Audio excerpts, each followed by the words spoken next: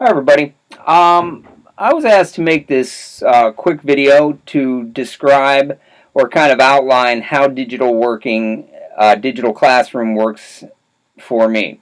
Okay, so when I'm talking about the digital classroom with people, I often like to refer to it more as a hybrid of a classroom because digital learning or the digital classroom, as I kind of use it, is nothing more than a hybrid of traditional teaching. Okay, just little changes.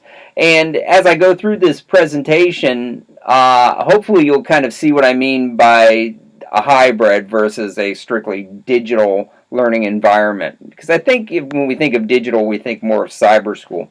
And that's not what a digital classroom is in terms of uh, how I see it. All right. But anyways, the components of a digital classroom, you still have the prep. So in other words, my prep is still getting things ready, both physically and digitally. The digital component basically is making PDFs and making Schoology quizzes. The beauty of that is PDFs can be made when you make the hard copies, and the Schoology quizzes, they take about 20 minutes to make. But once you have them made, they are made forever, and you can adjust them and tweak them any way you want very, very simply. So prep just involves digitalizing stuff, maybe tweaking a presentation you already use so that it's easier to record. But prep is still the same.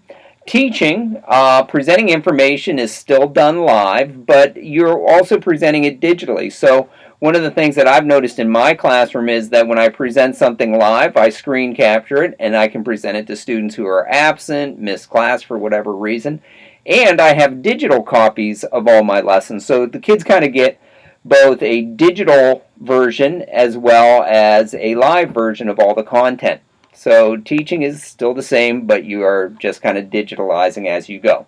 Management is the overseeing of the diversity of your responsibilities, both physically and digitally. So the digital component is nothing more than instead of grading papers by the stack of papers that you used to take home. In other words, I've gone paperless. I no longer take a stack of papers home to grade. I now take my phone and I do it on the phone via PDF and that sort of thing. So the components of the digital classroom are pretty much the same. And to break it down, it kind of looks like this. The prep still involves the paper pencil worksheets, getting those ready, the photocopies, okay? The only difference is now I create PDFs along with the hard copies. Those PDFs are then assigned via Schoology. So the Schoology updates contain the PDFs of the hard copies. Kids can ignore the hard copies, leave it in classroom, not use it, go right to PDFs, or a lot of times the PDFs are then digitalized into the Schoology quizzes. So prep involves your paperwork like you always have, but simply making PDFs. Presentations, I have to present, I have to give my presentations like I always do, but the difference now is that many of my presentations are in video format. And I still do live, but then the kids get a video presentation. Those presentations were not made special for digital learning.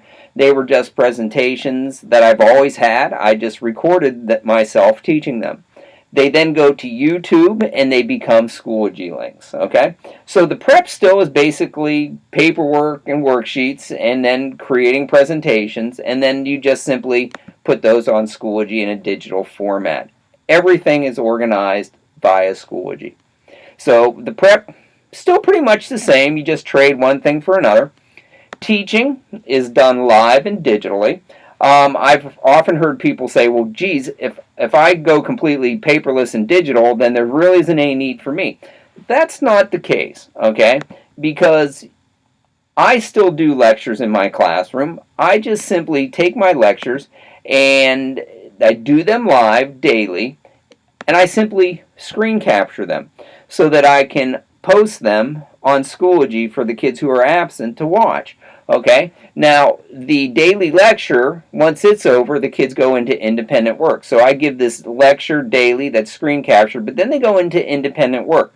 This independent work is usually watching a video of me teaching something. Oftentimes, it's a duplicate of what I've already taught using different materials and examples, but they take notes, they submit assignments, and they do it all via Schoology. So, the teaching component is they still get lectures and they still learn independently.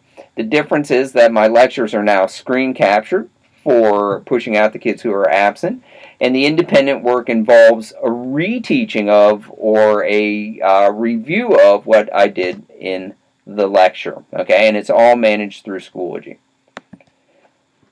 The management of the digital classroom. Okay, there's still the documentation, which is all done on Schoology. So all the documentation that I did prior to digital, I still do, but now I simply do it on Schoology, and it's much more efficient. I can get it all done on daily prep, and it's all right there for me to use as I need it, and it is directly linked to PowerSchool. So documentation is all done through Schoology on my prep, and I always make sure that Schoology and PowerSchool are synced, so that everything is aligned, so that parents understand what's going on and why and how. Okay? So the management involves documentation, but that's done through digital. And then you have your planning. The planning is all based on curriculum, so that's nothing new. The only thing that's different that I've noticed in the digital classroom is you begin looking at student workloads more. Okay? Because when you do a digital classroom, you'll have some kids that will push ahead very, very, very quickly, and you'll have some kids that just, are your traditional lag behinds. And so I've noticed that when you're planning, I look more in terms of workload per week versus curricular goals per day or quarter. Everything is managed on Schoology, and you'll notice that I keep going back to Schoology each time. So that basically is how it looks for me, the teacher. Everything's the same, just adding the digital to it. But what does it look like for the children? Okay, well, for the kids in my classroom, they still get the teacher live. I still get to do what I do, the silly jokes, and, you still get to retain your teaching style when you're teaching digitally. I still give out traditional paper, pencil, hands-on learning. Okay, like I said in the prep slide, I still make hard copies, but I also make PDFs so that they can fill things out on their iPad. They still do labs, but instead of me showing the whole class how to do a lab, I would give them a video, and then when they're done with their work for the day or the week, they can go on to the lab themselves by watching me show how to set up and do the lab. They get a chance for enrichment, which is huge because that leads to responsibility development. And what I've noticed really a lot in the digital classroom is I may not be making any great strides academically with the kids. That seems to be in line with what was gained traditionally.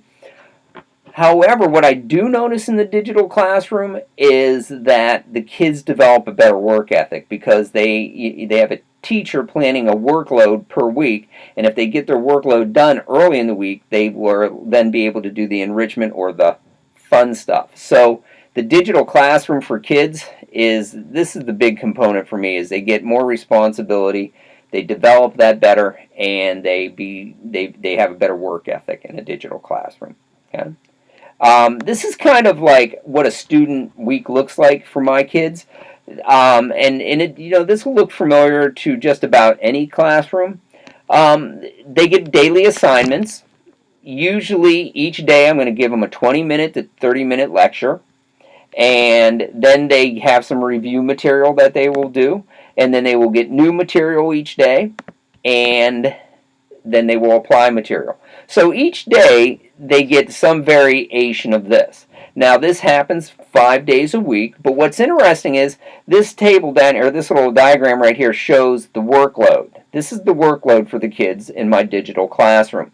And instead of having the workload even throughout the week, I load it on Monday, and I give the kids like 5 tasks that they have to accomplish on Monday. That means on Monday, my kids usually know they're going to have homework.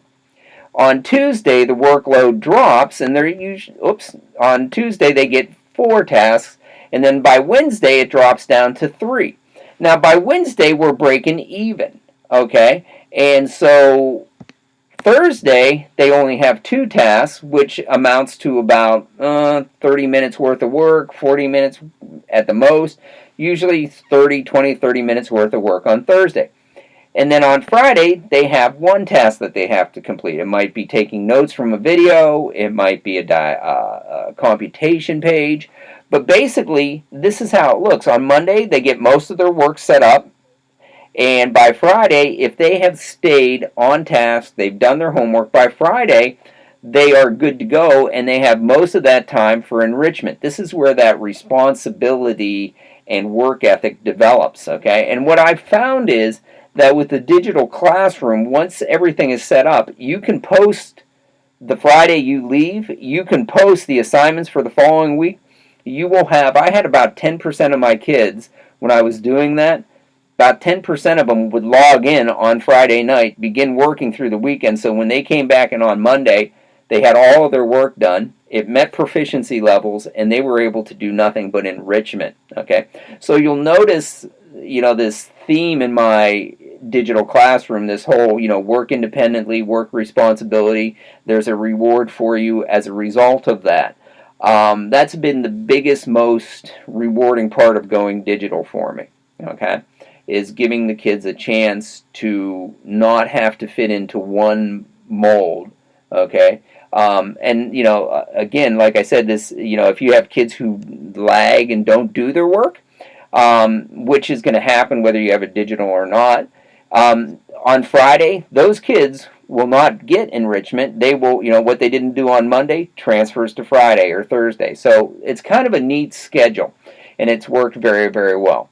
So that's what it is in terms of teacher. That's what it is in terms of kids. Now let me talk about digital in terms of parents, okay? The first thing is that a digital classroom is much more transparent for the parents. In other words, it documents everything to very great detail, okay?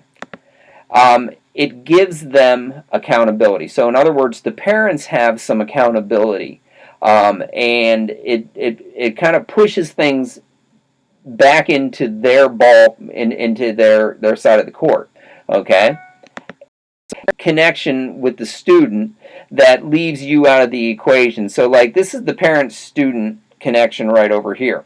And so a parent can go on to Power School and say, okay, what is happening with my child? Oh, he's getting an A, she's getting an A.